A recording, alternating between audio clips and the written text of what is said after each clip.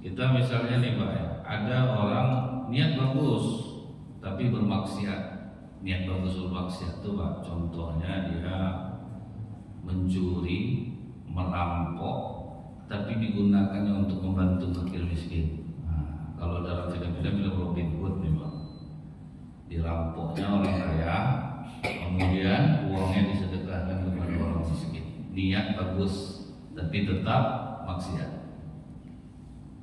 Kan keluar video itu tuh, sesudah itu ada berwarna merah, ya kan? Jangan lupa mantak yo tunjuk tuh. Namanya subscribe.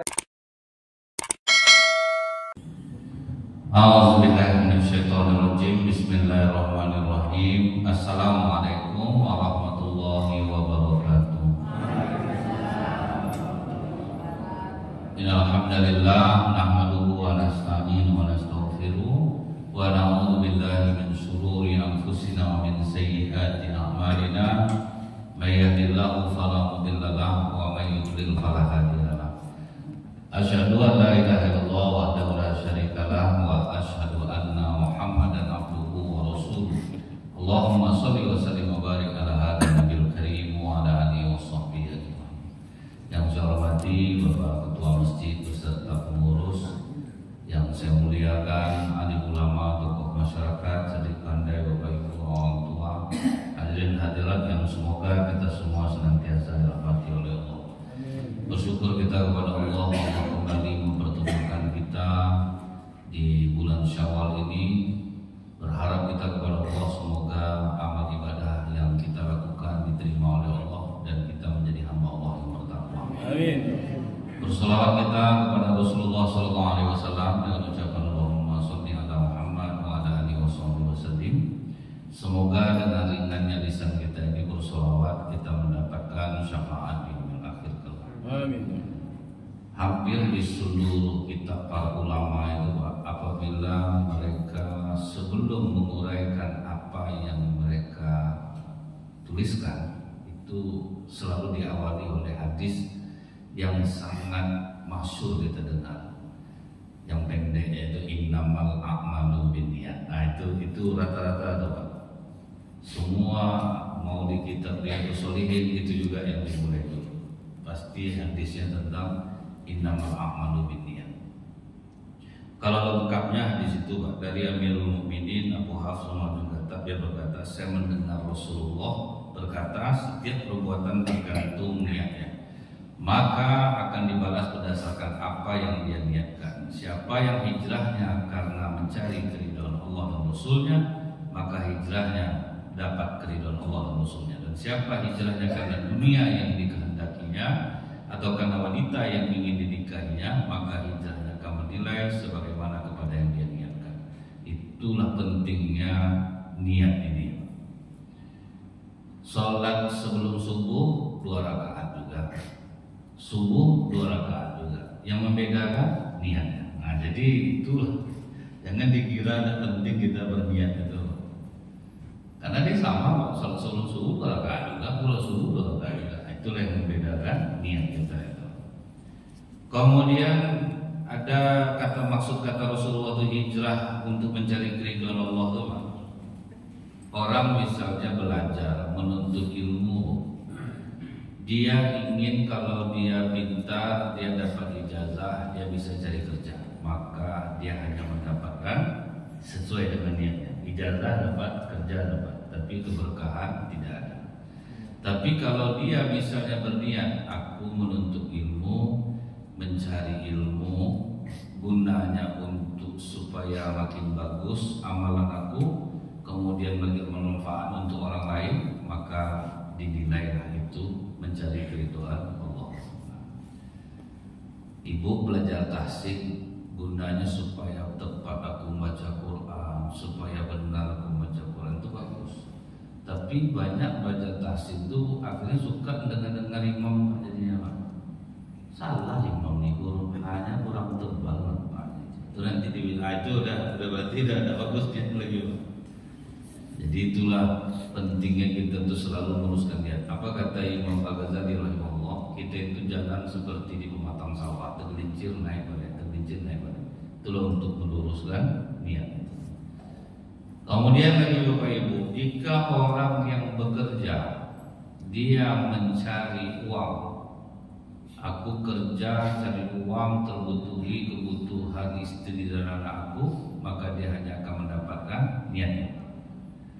Tapi kalau dia tahu, Pak, aku ini kerja mencari nafkah, niat menjalankan sunnah Rasulullah, karena ini sama nilainya dengan jihad fisabilillah. Ikhlas aku karena Allah, aku bekerja nilainya sama dengan jihad fisabilillah, maka dia mendapatkan pahala jihad fisabilillah. Dosa-dosanya pun diampuni udah. Karena orang yang bekerja dengan sungguh-sungguh itu, sekalipun tidak diawasi oleh pimpinannya, karena dia tahu aku ini sedang berjihad fisabilillah, aku harus jadi orang amanah, itu yang dianjurkan. Nah, itu baru mendapatkan bukan saja akhirat, dunianya pun jadi besar dapatnya. Orang-orang rajin itu rezekinya beda pasti. Bapak ibu aja punya anak, kalau rajin dia yang belanjanya beda dari yang lain, itu udah jelas. Dan belum dia meminta, kita udah tahu apa kebutuhan. Tapi kalau yang satu diminta, oh duitnya kerja, oh kerja malas, bantu mama nggak mau. Tapi kalau yang rajin Pak, beda. Nah jadi ini ya Bu ya, bahwa setiap amalan yang kita lakukan itu lebih baik kita niatkan. Ibu bapak duduk di masjid ini niat iktikaf dapat, kemudian pahala mendengarkan majelis ilmu seperti yang dijanjikan Rasulullah, Allahu baitan fil jannah, dapat dibangunkan rumah di surga. Sudah itu berniat untuk memperbaiki amal nanti setelah kita tahu mungkin selama ini ada niat kita yang salah Bapak Ibu. Kita misalnya nih Pak ya, ada orang niat bagus tapi bermaksiat. Niat bagus bermaksiat itu Pak, contohnya dia mencuri, merampok, tapi digunakannya untuk membantu fakir miskin. Nah, kalau dalam film-film Robin Hood nih Pak, dirampoknya orang kaya, kemudian uangnya disedekahkan kepada orang miskin. Niat bagus, tapi tetap maksiat. Dan kita banyak melakukan hal ini.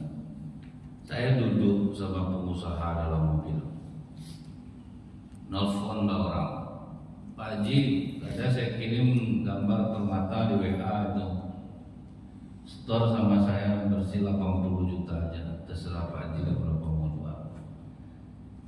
Ke tepi dia dulu,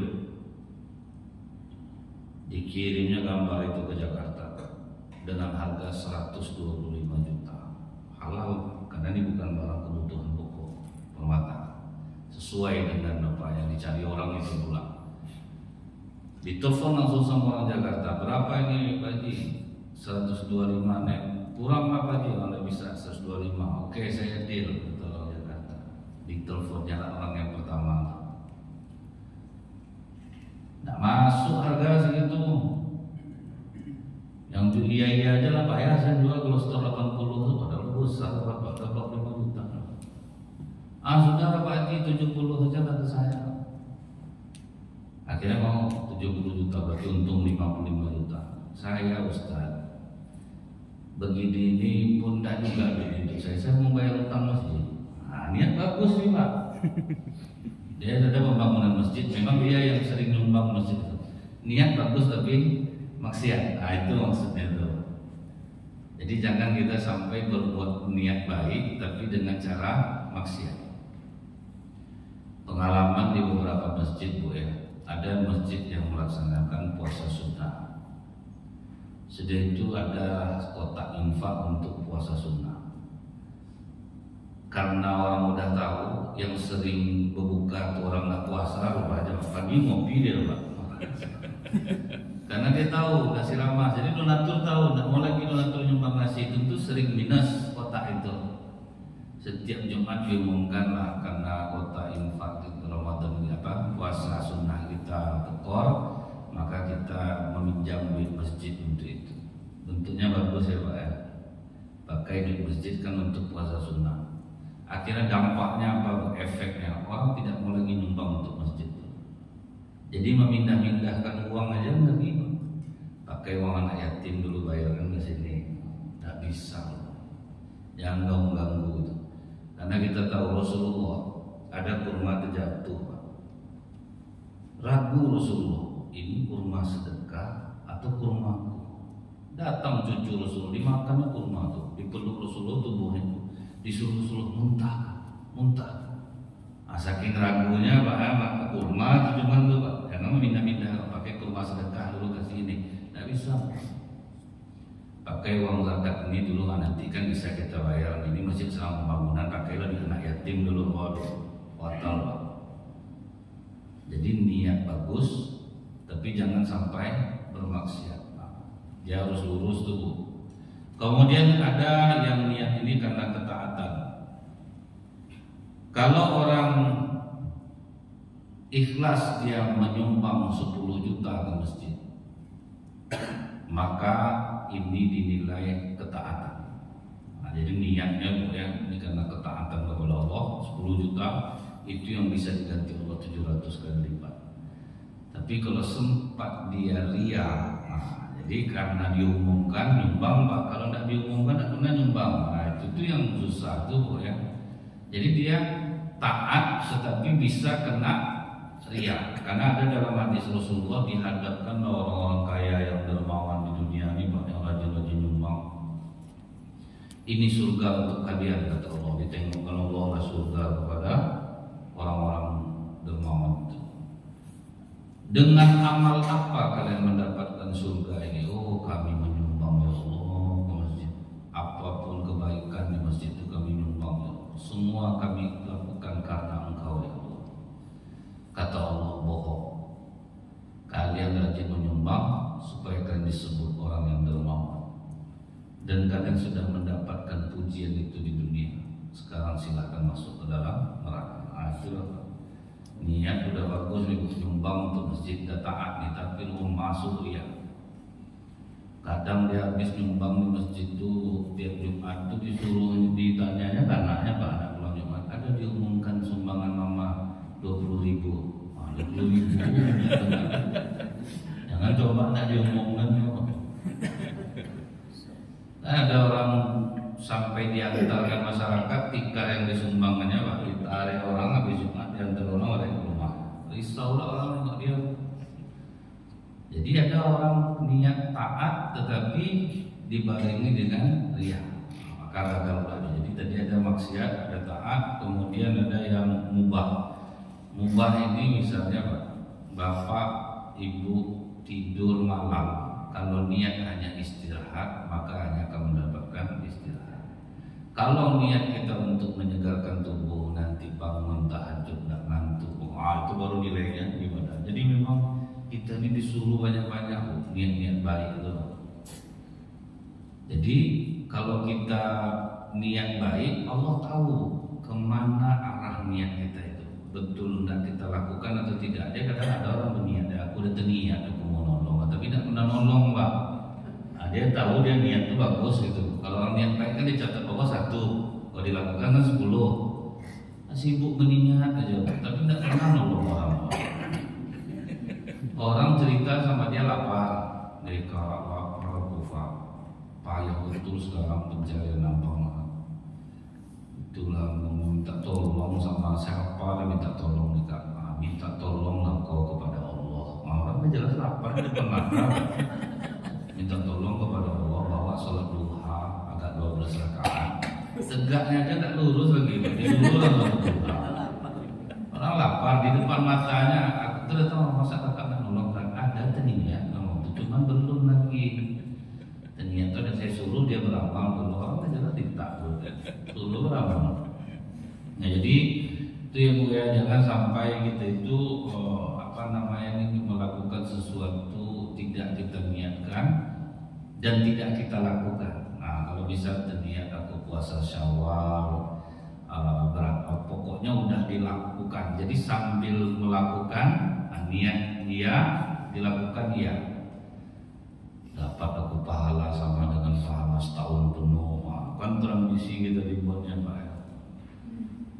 Nah ini kadang Bu ya, kita itu puasa Syawal sudah tuh kita upload di media sosial gitu kan. Hari pertama ya guys puasa Syawal. Saya langsung nih guys begitu Ramadan Syawal hari pertama, hari kedua saya langsung. Dan tadi ibu nggak sempat sahur loh guys. Aku cerita kenapa ada sempat sahur. Hanya makan kacang tojin 5 inci. Air beberapa tuh. Bersebut semua. Jadi kalau untuk puasa 6 tuh ya, kalau untuk di sini itu yang paling ikhlas melakukannya tuh ya di Bangkinang lah Bapak. Karena itu memang rutinitas. Nah, kalau kita kan karena ada rutinitas itu. Jadi asal cerita di masjid dulu udah mulai puasa. Belum lagi kan aku udah 3. Nah begitu lah. Jadi ini jadinya apa namanya salah niat jadinya. Jadi hati-hati nih Pak, jaga niat, jaga amalan. Nah kemudian Pak, sebetulnya hadis ini Ashabul Hurudnya itu kenapa dia akhirnya itu yang dikatakan Rasulullah. Pas orang mau hijrah ke Madinah, ada laki-laki ini dia mau hijrah itu karena ada wanita yang dia cintai berhijrah, namanya Ummu Qais. Jadi dia hijrahnya itu bukan karena Allah, karena ingin menikah. Makanya kata Rasulullah, yang lain hijrah dapat pahala, dia dapat istri. Nah, sesuai dengan yang dia niatkan. Dan dahsyatnya niat ini Bu ya, kita berniat baik tapi kita memang ingin melakukannya. Apa kata Rasulullah waktu perang Tabuk? Ada orang yang menyertai kita berjalan di lembah, naik ke bukit, turun, berperang bersama kita, tapi mereka tidak bersama kita.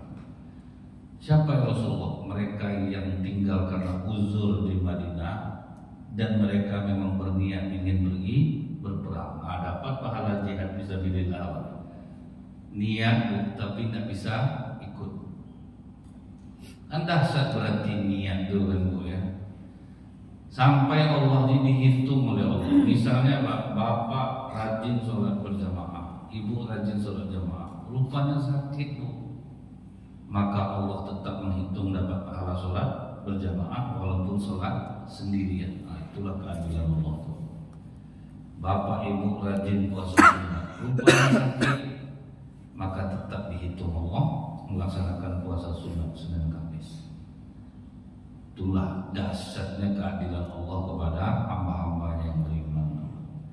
Jadi dia tidak ikut perang Pak, tapi tetap terhitung ikut perang. Dan ini terjadi kepada Utsman bin Affan radhiyallahu anhu, menantu Rasulullah sendiri. Utsman bin Affan itu dia itu terbunuh karena fitnah. Jadi kalau kita kena fitnah Bapak Ibu, tidak usah banyak ngomongnya, pasrah aja lagi. Karena susah, fitnah itu dia seolah-olah nyata, tidak bisa kita ngelak. Apa kata Abdullah bin Sabah? Abdullah bin Sabah ini orang Yahudi pura-pura masuk Islam, dipelajarinya Islam. Setelah dia pandai, orang udah yakin dengan ketaatan dia, mulailah dia menggoreng isu untuk orang memusuhi Utsman. Apa yang diisukannya Bu? Utsman itu tidak ikut perang Badar, tapi kok tercatat sebagai ahli Badar. Ini kan kebohongan publik. Itu yang digorengnya Pak. Apakah itu benar? Benar. Waktu Utsman di demo itu ya Bu ya, kau melakukan kebohongan, kau udah ikut perang Badar, tapi kau tercatat sebagai ahli Badar. Percuma kau ini sahabat Rasulullah tapi menipu. Dijelaskan oleh Utsman, sewaktu perang Badar akan berlangsung, aku sudah berniat ingin pergi ikut berperang. Tapi di saat yang sama istriku Ruqayyah, putri Rasulullah SAW, dalam keadaan sakit. Aku diperintahkan oleh Rasulullah, rawat istrimu Utsman. Kau tetap tercatat sebagai ahli Badar. Karena memang niatnya mau pergi. Istri sakit, anak Rasulullah disuruh Rasulullah jaga. salahkah aku menuruti perintah Rasulullah? Baru terdiam orang akan macam betul fitnahnya tuh Pak. Jadi kalau kena fitnah itu susah Pak, karena memang jelas apa. Saya ingat saya Bu ya, baru 2 hari saya di RW umroh, saya langsung curiga masa saya. Habis di LPM nampaknya itu 2 hari. Nggak bisa ngomong Pak, diam aja. Nggak lama sudah tuh pulang umroh beli mobil Bu, wah habis nih. Masyarakat lah namanya Pak kan. Tinggal nanya aja, pergilah dulu lagi ke tempat itu caranya Pak, nggak usah diklarifikasi, itu ngomong energi itu Pak. Ya kalau nggak ada lah masyarakat tuh musim nggak enak itu tuh Pak. Memang kita butuh orang-orang musim tuh, karena dari mereka kita bisa tahu kekurangan kita. Nah itu gunanya ada orang-orang yang nggak suka sama kita tuh. Orang yang memusuhi kita itu kan memikirkan kita 24 jam Pak. Jadi dia tahu detail buruk kita tuh. Nggak tidur dia malam mikirin kita tuh. Kita tidur bersungkur Pak, dia nggak bisa tidur mikirkan kita, mencari celah-celah keburukan kita. Jadi memang Utsman kena fitnah, dan fitnah itu benar. Tapi ceritanya Utsman menjaga istrinya, karena niat dia memang ingin berperang, maka terhitunglah dia tetap sebagai ahli Badar. Ada orang susah, memang itu tadinya betul mau nyumbang. Itu udah terhitung oleh Allah, walaupun kita nggak mampu. Besok di akhirat kata Rasulullah, ada orang kaya sama orang miskin, surganya sama. Jadi dialog orang miskin sama orang kaya. Kata orang kaya ini, setahu aku di dunia aku yang sering bersedekah sama kau, kok bisa surga kita sama? Di dunia orang kaya ini tetangganya miskin ini, dia yang selalu membantu tetangganya miskin ini, tapi kok surganya sama? Jawaban orang miskin ini, setiap kali kau ngasih aku pun berniat, andaikan aku dikasih rezeki seperti kau, aku akan melakukan hal yang sama. Gara-gara niat aja bisa sama surga. Cuma ingat dari itu, niat itu memang betul-betul ingin kita lakukan. Tuh Allah yang tahu tuh Pak, orang nggak tahu. Memang kita inilah macam kami ini ceramah untuk niat. Kalau hanya untuk mendapatkan amplop lah kami dapat Pak. Tapi kalau niat ingin men-sharing ilmu, memberikan ilmu supaya sama-sama bagus amalan kita, baru dapat amplop, dapat pahala dapat. Cuma kalau pahala ceramahnya rasanya tak ada lagi, karena dari tukar pakai amplop rata-rata. Itu yang sulit tuh Pak, meluruskan niat tuh Bu ya. Meluruskan niat itu sulit. Kadang kita menang, kadang kita kalah. Di saat iman kuat, diundang orang, tak pernah kita mikir masalah itu. Tapi di saat ada iman kita lemah, itu jadi pikiran, itu jadi pertimbangan. Bisa Ustaz ke masjid kami, Ustaz sekian kami kasih. Ini masjid ini kurang 200 daripada ini, cuman aja. Gara-gara 200 itu bisa lo pindah tuh. Itulah ngerinya ya Bu ya. Ujian kita ini kadang bisa melarikan niatnya dia. Kadang yang diingat apa tuh Bu? Ustaz-ustaz yang di pedalaman, yang kadang hanya makan daun, makan itu bisa membuat semangat pada. Karena saya ingat Bu ya, yang membuat kadang kita kuat itu untuk kemana-mana tuh tanpa memperhitungkan angka ya. Saya pernah dulu di pedalaman ceramah, itu kan ditukar pakai gula aren. Ingat saya khatib Jumat dikasih 6.000 rupiah khatib Jumat. Waktu itu duit udah besar. Wirid ibu-ibu tuh Bu 10.000, kadang ganti pakai hasil bumi. Cuma jujur Bu ya, saya tidak pernah lagi merasakan kenikmatan seperti waktu itu. Lain nikmatnya ternyata. Jadi kita udah tahu Pak, tidak selamanya uang menjadi hal yang membuat kita bahagia itu betul.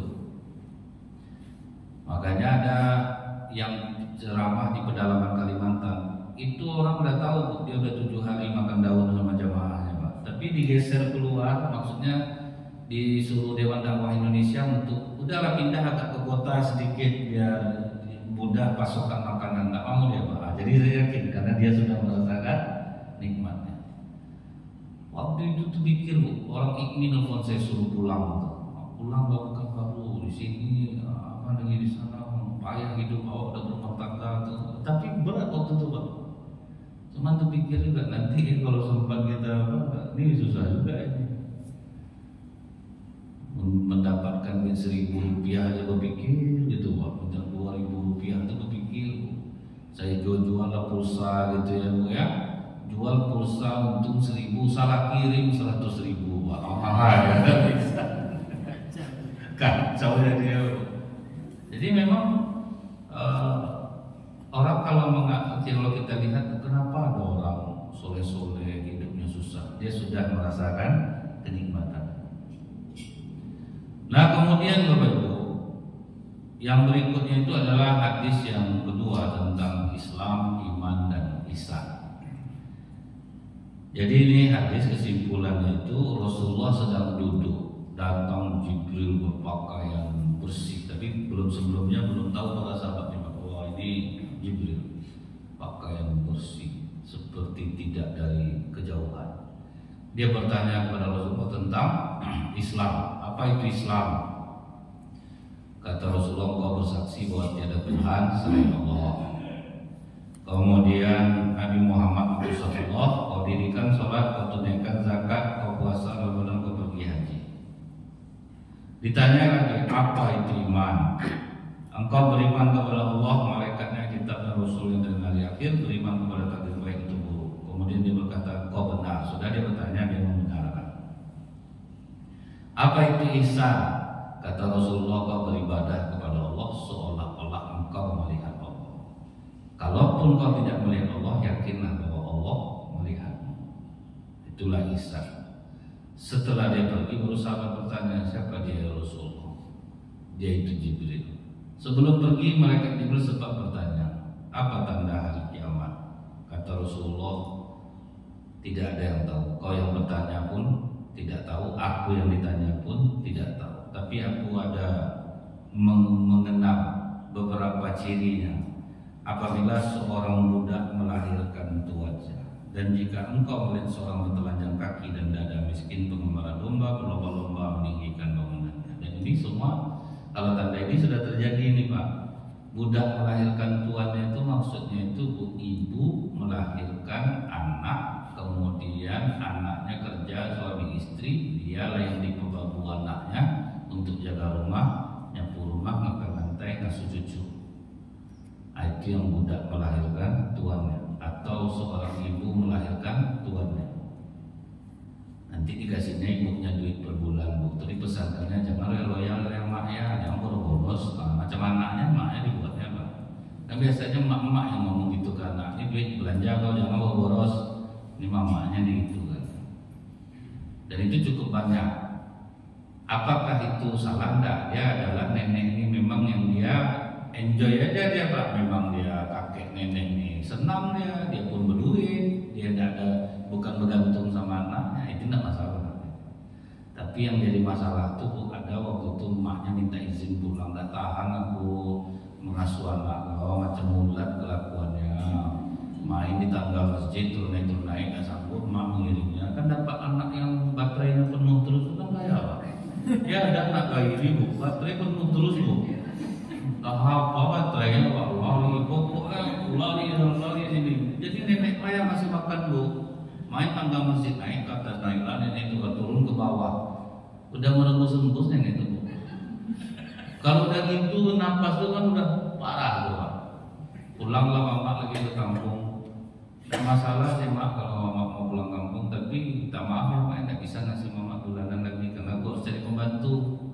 Berarti positif emaknya adalah pembantu. Itu maksudnya itu.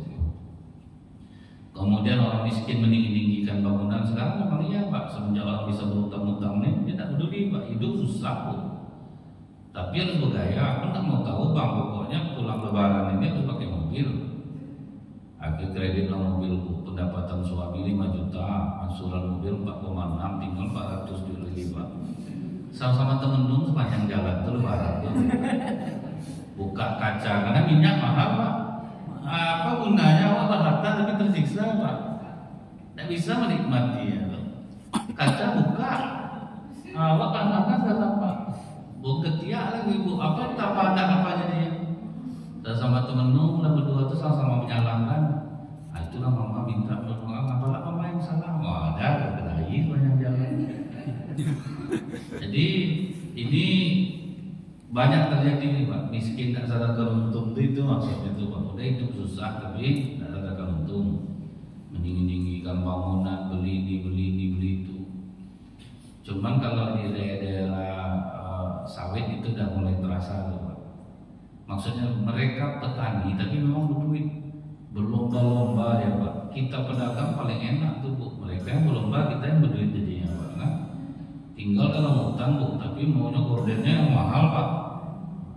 Untuk bangunan rumah sama tuh Bu. Pokoknya apa yang dibangun orang depan itu tuh dibuatnya. Kita enak lah. Kalau orang pengusaha senang dapat yang macam itu Pak. Pokoknya mereka bersaing, itu maksudnya petani, bertelanjang kaki, bertelanjang dada, tapi mereka bermewah-mewah dalam membangun. Itu sudah terjadi. Nah kemudian Pak, kalau orang sudah bersaksi bahwa tiada Tuhan selain Allah, pastilah hatinya itu akan kuat. Orang yang beriman kepada Allah itu pasti hatinya kuat. Yang menggoyang iman kita itu kan Islam kita goyang, iman kita goyang, kan duit sebetulnya. Duit itulah yang bisa membuat goyah hati kita. Itu kan pernah saya sampaikan dalam Ramadan yang menggoyang tauhid kita ini. Rasulullah sudah lama ngomong. Dulu ada seorang pemuda soleh, tauhid tinggi. Ada pohon yang disembah oleh masyarakat. Datang dia kapak pergi dia ke pohon itu. Dihadang dia oleh iblis yang berwujud manusia. Kau mau kemana? Aku mau menebang pohon itu. Kau tebang pohon itu, aku hajar kau, kata iblis. Ditampaknya iblis itu tumbang, ada bisa, tidak tertahan sama iblis dia. Apa kata iblis itu? Tolong jangan kau pukul aku. Biasa bisa hilang, tidak bisa hilang dibuatnya, tinjunya kena aku. Biasanya kalau ditinju kan pindah dia ke belakang atau di film-film lah kita tengok itu bukan. Maka kadang ingat saya kawan saya kalau sama orang Ustaz takut saya Ustaz. Tapi kalau sama hantu tuh Ustaz dipukul depan pindah dari belakang itu. Kadang dia sering nonton film mungkin lah. Disangka ya sama macam film itu. Ini betul-betul tidak bisa ngelak iblis loh Pak yang ditinjunya. Apa kata iblis itu? Kalau kau tidak memukul aku berjanji setiap kau bangun pagi kau akan menemukan koin emas di bawah tempat tidur. Goyang. Nah jadi ditebangnya pohon, pulang dia ke rumah. Paginya dia bangun dapat koin emas. Wah betul Pak. Hari kedua dapat koin emas. Hari ketiga tidak ada lagi koin emas. Dia bawa yang kapaknya. Kau nak tepat janji, aku tebang pohon itu. Langsung ditampar oleh iblis. Dia yang terkapar. Kenapa kau begitu kuat? Waktu kau pergi pertama kali itu niatmu karena Allah. Jangankan aku, langit dan bumi pun tidak akan mampu menahanmu saat itu. Tapi sekarang kau mau menebang pohon itu karena kau tidak menemukan lagi uang koin emas di bawah bantai. Jadi orang ibu-ibu itu Pak ya kan ada kebahagiaan biasa Pak. Antara kita bentuknya dia orang jujur, orang baik Pak ya. Padahal kan ada kebahagiaan Pak. Kalau kebahagiaan diam Pak, tidak. Duit ini susah. Ada istri ngamuk-ngamuk dia suaminya pulang jam 6 kurang ajar abang ya. Aku telepon tak abang angkat, aku WA checklist, aku video call abang lecek-lecek. Suami macam apa kau ni? Aku nak mau manggil abang lagi. Suami kurang ajar, mau nak ubah lakukan kau. Dibuka suami dompet tu. Tak mahu abang tadi di kantor ada bos, orang sedang rapat tak bisa angkat. Di rezeki itu ada. Cuma saja bang.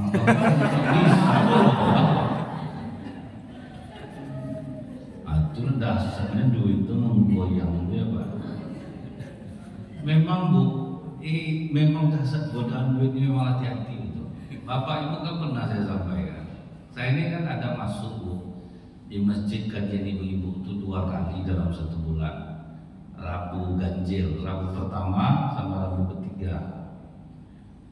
Tahun kemarin itu kan banyak caleg yang memanfaatkan kajian itu visi dan misinya, menurut saya tidak ada masalah. Kalau enggak, siapa mana pula masyarakat mau tahu visi misinya Pak? Nanti saya dikasih tahu sama ketua masjid tuh Bu, Ustaz ada caleg dia mau menyampaikan visi dan misinya, minta waktu aja Ustaz ya. Enggak apa-apa Bu, enggak apa-apa, silakan aja.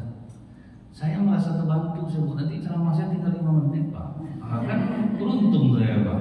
Ceramah singkat, amplop besar Bu kan, tidak ada masalah aja. Sampaikan oleh ibu tuh.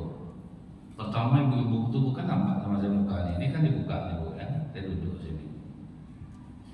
Ibu-ibu, insya Allah saya akan maju tahun depan. Pertama ibu tuh tidak ada yang ngajukan dia Pak. Saya datang kemari juga sambil membawa ada sembako ibu-ibu yang ada 5 kg beras, ada 2 liter minyak, ada gula, ada telur 1 papan, ada indomie 1 papan. Baru berubah wajah ibu-ibu itu, baru menengok ke dia semuanya senyum Pak. Nampak perubahan itu dari depan tuh. Udah dicatat namanya kan Bu Emma, udah Bu, ada koordinatornya Bu Emma namanya Pak. Diturunkanlah sembako. Apakah ibu-ibu sudi mendukung saya? Iya Bu, kami milih ibu pokoknya. Tolong ajarkan Bu cara mencoblosnya. Dia subhanallah ibu caleg. Rabu ketiga saya ceramah lagi masuk dari partai lain Pak, caleg lain. Saya tahun depan akan maju ibu-ibu.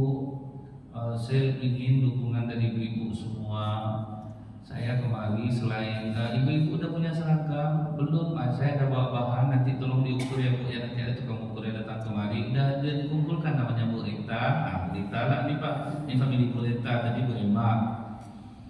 Habis itu nanti selain seragam ini ibu saya juga membawa sembako. Dedi tolong diambil di mobil ibu. Sopirnya Dedi ibu ambil. Selain sembako dan seragam ini ibu-ibu, saya minta maaf, bukan saya maksud menjengkel ibu-ibu. Saya masing-masing ibu-ibu akan mendapatkan 200.000 rupiah. Apakah ibu bilang, oh iya Bu, pokok kami milih ibu. Saya di depan temenung saya Pak, memang dahsyat duit ini mengubah orang. Adalah ibu-ibu yang baik Bu, Pak, nggak boleh gitu-gitu Pak. Itu kan kemarin memilih Tuhan, kamu lakoni 200 sama seragam. Bukan lagi lah dia Pak masalah. Jadi memang mempertahankan bentuknya rukun Islam itu mudah Pak. Percaya bersyahadat, sholat, bentuknya kita udah hafal nih Pak. Tapi dalam keseharian Bu, yang syahadat itu aja udah banyak kita belah-belah. Saya perhatikan Bu ya, orang sedang kerja, azan datang, dia padahal selajin sholat nih Pak. Itu aja udah kacau jiwanya. Mana itu dulu kamu melayani orang atau sholat? Goyang juga. Ada itu ojek online udah takbiratul ihram masuk orderan Pak. Enak jadi dia sudah. Apa dulu? Orderan sekarang payah betul awayakan Pak. Sholat ditinggalkan. Jadi memang hati-hati ini dengan godaan uang itu terutama. Karena kata Rasulullah, tubuh manusia itu pasti akan tua. Hanya 2 yang tetap akan muda. Itu nggak akan pernah tua. Panjang angan-angan dan cinta kepada dunia. Itu ada tua itu. Muda terus. Ada bapak sakratul maut. Mama kalian mana? Ya Pak. Anak-anak mana? Ya Pak, ini saya Pak, anak pertama. Anak kedua mana? Anak ketiga mana? Keempat mana? Di sini kalian semua siapa jaga toko? Toko ringannya udah sakratul maut Pak. Jadi memang itu akan tetap muda. Panjang angan-angan akan tetap muda. Jadi bentuknya syahadat itu mudah tapi berat untuk mengamalkannya. Nah, bila kita ingat Bu ya, orang-orang pada masa lalu untuk mempertahankan iman itu sampai tercabut nyawanya, mereka tidak akan berubah. Waktu Rasulullah Islam, tercium oleh Rasulullah bau yang sangat harum. Ditanya oleh Rasulullah, bau harum apa ini Jibril? Ini bau harum kubur Masitoh bersama anak-anak. Masitoh itu kan bukan nama, itu istilah perias istana. Ada yang namanya Masitoh. waktu dia menyisir rambut anak Fir'aun dari pernikahan Fir'aun sebelumnya, terjatuhlah sisir tersebut dia nama Allah Subhanahu. Jadi jangan dikira subhanallah itu kalimat baru. Zikir yang paling tua adalah subhanallah, alhamdulillah, subhanallah. Itu zikir yang paling tua. Waktu malaikat mengangkat aras Allah, tidak kuat mereka, kata Allah ucapkan subhanallah. Jadi malaikat mengangkat aras itu, itulah zikir paling pertama langit dan bumi, subhanallah. Zikir yang kedua, alhamdulillah. Waktu ruh Nabi Adam masuk dari kepala, pas Nabi Adam bersin, pas roh sampai di hidung, bersin Nabi Adam.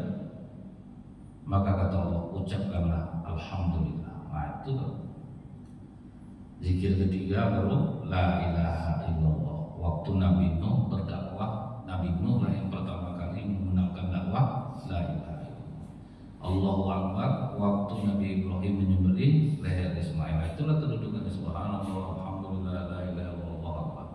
Diceritakan malaikat Jibril kepada Rasulullah, Rasulullah tambah la haula wala quwwata illa billah. Jadi komplit zikir itu, Pak. Jadi zikir subhanallah itu udah tua, Bu. Janganlah karena masa-masa itu adalah zikir subhanallah. Sama dengan assalamualaikum, Bu. Itu dari zaman Nabi Adam alaihissalam. Wahai Adam, datangilah rombongan malaikat itu, ucapkanlah kalimat assalamualaikum warahmatullahi wabarakatuh, dan kau dengarlah jawaban mereka. Setelah didengar jawaban dari malaikat, waalaikumsalam warahmatullahi wabarakatuh, maka kata Allah, inilah salammu dan salam anak cucu keturunan. Jadi itu dalam mengucapkan salam. Begitu masih toh mengucapkan kalimat subhanallah, ditanya oleh anak Firaun, siapa Allah itu? Allah itu yang menciptakan langit dan bumi dan segala isinya, termasuk bapak kau tuh. Itu Allah yang menciptakan. Namun anak Firaun itu, bapak aku itu Tuhan. Bapak kau itu ngaku Tuhan. Awas kau masih tahu, akan kuadukan mau kepada ayah. Ngadulah, silakan. Itu beraninya, tauhidnya kuat. Dipanggil masih tahu. Betul yang diceritakan oleh anakku masih tahu bahwa kau tidak menyembah aku, kau menyembah Tuhan selain aku. Kata masih tahu, aku tidak pernah menyembahmu. Aku meyakini Allah yang disampaikan oleh anak angkatmu Musa alaihissalam. Ngamuk Fir'aun. Pertama dibujuk, ginilah masih tahu, kalau mau kau menyembah aku, kau bebas dan diberikan kekayaan. Nah, dipancing dengan kekayaan. Kita ragu nih kalau digitukan Tuhan. Makanya kalau kita lihat sidang MK itu yang dulunya Pak, saya tidak setuju. Rupanya pas jadi pembelanya Pak, duitnya Pak yang bisa, akhirnya dia mulai membela-bela. Kan macam itu juga kan. Jadi memang saya memaklumi itu, memang dahsyat duit ini bisa mengubah pendirian orang. Sebab kuatnya pendirian orang goyang dibuat duit. Itu yang dari dulu tuh dengan cara itu memancing orang, Bu. Sampai sekarang rupanya ini berlaku, Pak. Menggoyang orang pakai duit lah. Misalnya nih Bu ya, kita kalau pas hari raya itu Pak ya, rumah siapa kita duluan? Pasti anak-anak ibu dicarinya kasta tertinggi di antara adik-beradik mamanya Pak. Ke rumah ibu ini lah kita dulu karena amplop lumayan Pak, ampaunya tuh. Nanti yang THR yang paling kecil lah itu baru terakhir di rumah. Udah kenyang orang semuanya makan Bu, nggak makan lagi di rumahnya. Jadi anak ada, kadang kita tuh semacam anak-anak Pak, yang ngasih duit lebih besar, itulah yang kita hormati halnya. Nah karena kita tahu hukum manusia seperti itu, jadilah usahakan jadi orang kaya berduit. Karena memang manusia menilainya dari sisi itu. Pas bulan puasa, kalau ada orang kaya yang undang makan, sampai kalau dipesan orang Ustaz, jangan banyak itu makan habis maghrib itu rumah bapak tuh Ustaz, karena habis sisa bapak tuh lauk enak, sampai gitu orang ini ya. Bisa menggoyang selera, bisa menggoyang. Ada masjid Ikhtiarul Rumah atau Nurul Yakin itu setiap bulan ada masak gulai kambing. Pesona gulai kambing itu Pak, pas jadwal saya hujan sedang selebat-lebatnya. Selepas itu jenguk sederas itu pula jamaah datang. Saya tahu bukan dengan ceramah saya, gulai kambing itu lah tuh. Pesona gulai kambing itu Pak. Membuat apa orang coba kan ini kan jamaah asli nih Pak. Ini kan udah jamaah original ya. Yang semi premium udah habis Pak. Ya, yang KW udah habis, nanti tinggal yang original lagi. Jadi kalau bulan puasa itu kan banyak Pak. Jamaah semi premium, jamaah grade A3 banyak tuh Pak. Ramai masjid. Setelah Ramadan barulah tinggal yang original.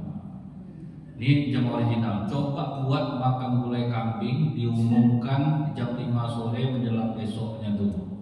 Sabtu depan kita makan gulai kambing. Yang semi premium KW datang hadir. Bukan tak terbeli orang gulai kambing itu Pak. Cuman kayak pesonanya tuh. Saya Masjid Al-Fatah Minas Pak Ustaz, kayak masak gulai kambing habis Ustaz ceramah di Mekah datang pergi saya Pak, berapa jauhnya itu Pak? Pergi saya Bu. Padahal ke sana itu kan lumayan jauhnya itu Pak. Nah lain Pak pesonanya itu Pak.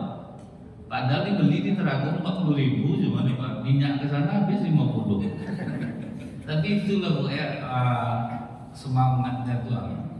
Itu yang membuat orang berubah di duit. Makanya duit ini Pak bisa buat orang baik. Jadi kalau kata Rasulullah, sebaik-baik penolong untuk takwa kepada Allah adalah harta. Sebaik-baik harta di tangan orang-orang soleh. Jadi kalau orang soleh yang berduit Pak, dia bisa memanfaatkan orang untuk kebaikan. Hadir nanti di pengajian saya kasih duit 200.000 satu orang. Tolong data masyarakat di sini. Jam berapa acara, mau tengah malam Bapak buat datang orang.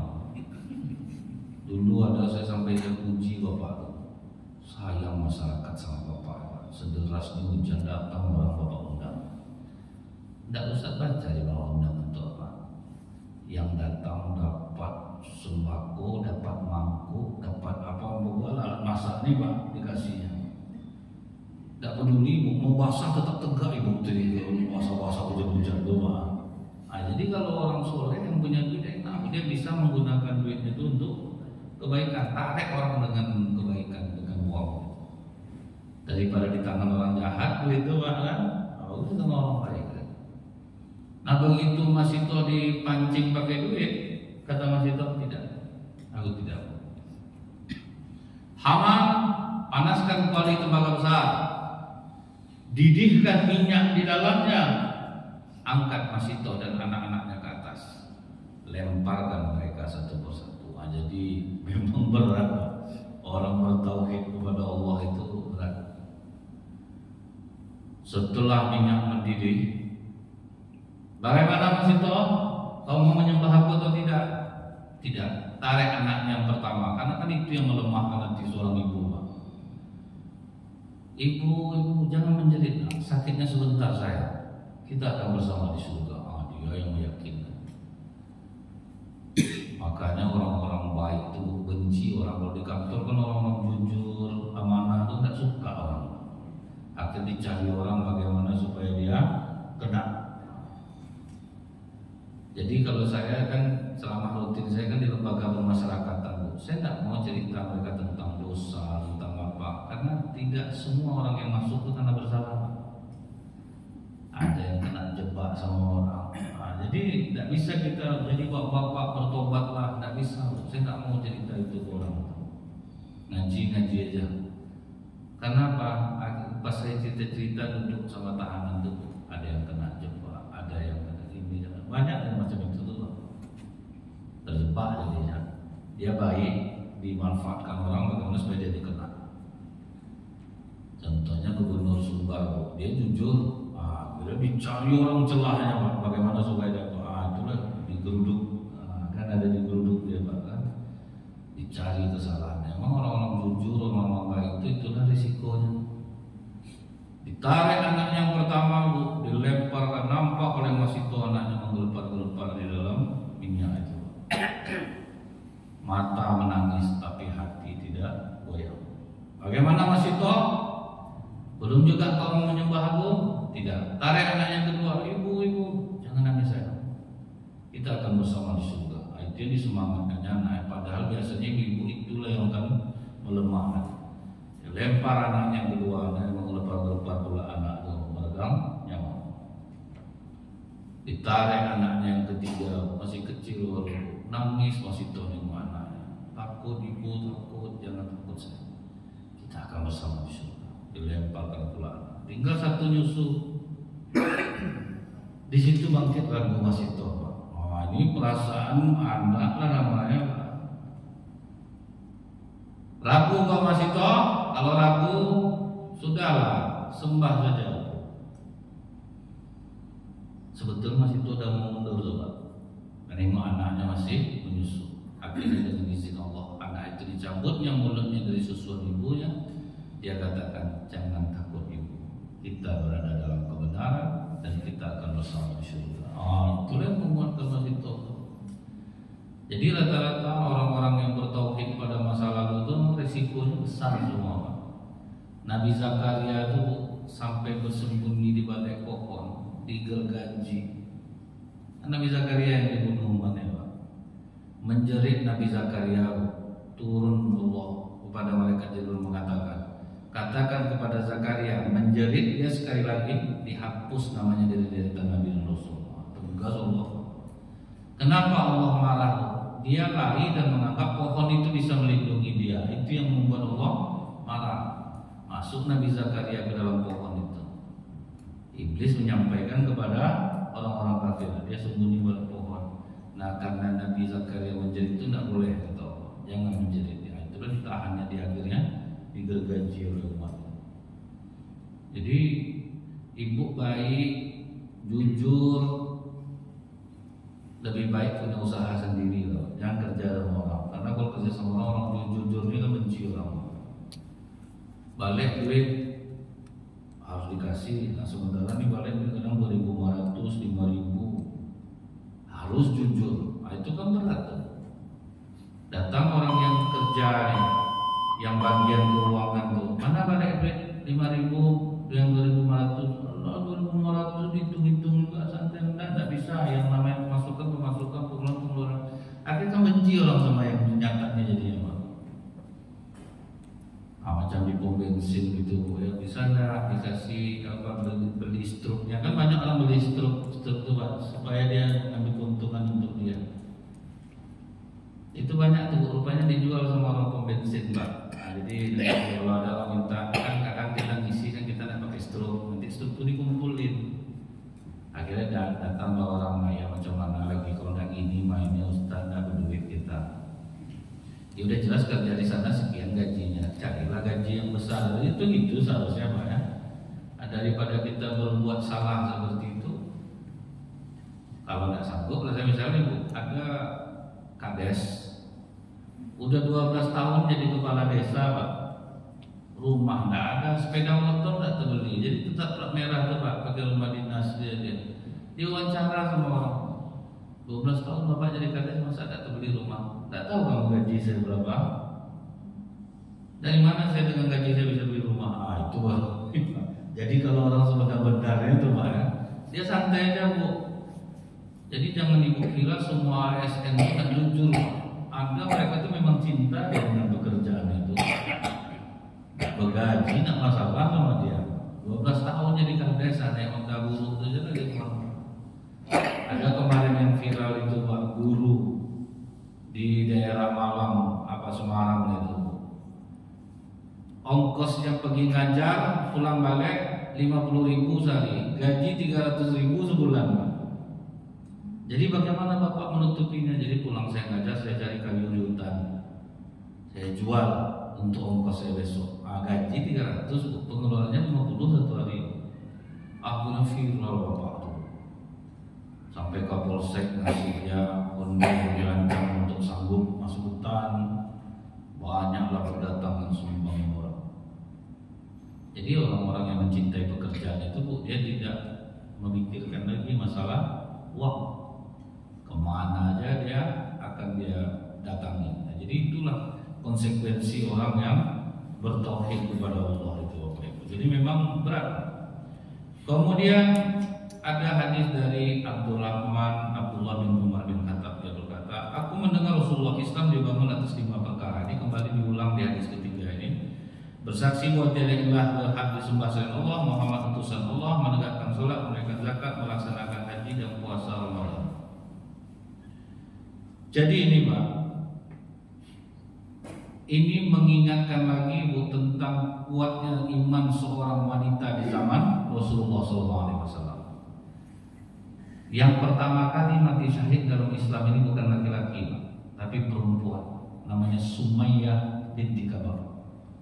Sumayyah binti Kabab itu Bu ya, nama suaminya Yasir, nama anaknya Ammar.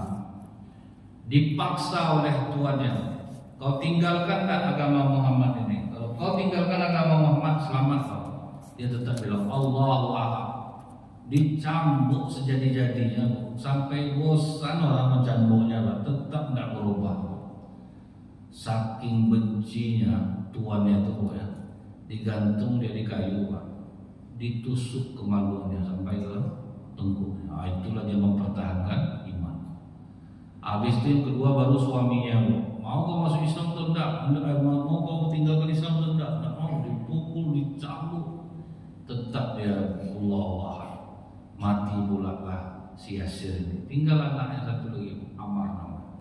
Ammar itu disiksa, ditarik. Rasulullah melihatnya Pak. Tapi waktu Islam memang Rasulullah cuma bersabarlah wahai keluarga Yasir. Cuma itu kata Rasulullah, karena akan masuk surga. Ammar ini udah luka-luka badannya, direndam dalam air asam. Saat dia nak sadar itulah tersebut dia Tuhan aku Lata, Uzza, tersebut jadi apa? Selamatlah dia Bu. Nangis jangan ngadu Rasulullah, apakah aku dah murtad ya Rasulullah? Kata Rasulullah, tidak ada kemurtadan bagi orang yang dipaksa dalam keadaan terpaksa, tidak tahan terhadap siksa. Jadi dalam keadaan tidak sadar dia ngomong itu lagi Pak, karena sudah tidak kuat menahan siksa. Jadi maka diulang lagi di hadis yang ketiga ini. Di zaman Nabi Musa ada namanya Masito, di zaman Rasulullah ternyata ada namanya Sumayyah binti Kabab. Satu keluarga mereka mempertahankan Islam sampai akhirnya yang hidup cuma Ammar bin Yasir.